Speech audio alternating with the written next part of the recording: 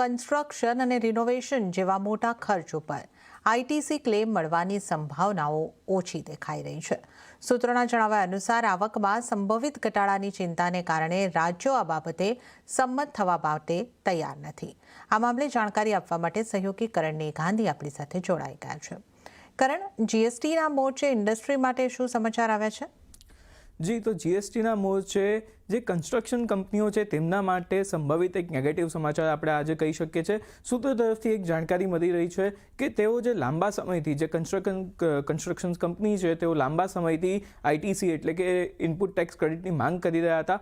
તેમને તે બાબતે ક્યાંક ને ક્યાંક નિરાશા મળી શકે છે, કારણ કે રાજ્યોને અહીંયાથી ડર છે કે ભાઈ જો તેઓ આઈટીસી એમને પણ આપે છે કંપનીઝને તો તેમનો જે નફો છે, તેમનું જે રાજસ્વ છે તે અહીંયાથી ઘટી શકે છે. આ એક મુદ્દો અહીંયાથી અગત્યનો સાબિત થઈ શકે છે. સાથે જ ઇન્ડસ્ટ્રીએ જે છે તે સેલ્ફ યુઝ માટે અને જે મટીરિયલ યુઝ થાય છે કન્સ્ટ્રક્શનમાં તેના પર આઈટીસી ક્લેમની માંગ ઓલરેડી કરી છે. સાથે જ જીસીસી મેન્યુફેક્ચરિંગ ફેસિલિટી, વેરહાઉસના બાંધકામ, આ તમામ પ્રકારના જે બાંધકામો છે, કન્સ્ટ્રક્શન્સ છે તે આમાં સામેલ છે.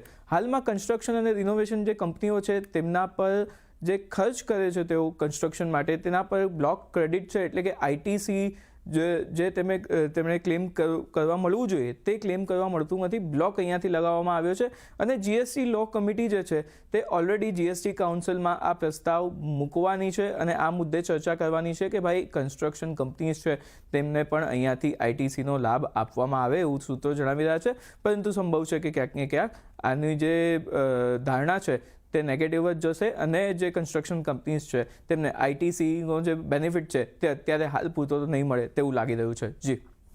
જી કરણ, આ સમગ્ર જાણકારી આપવા બદલ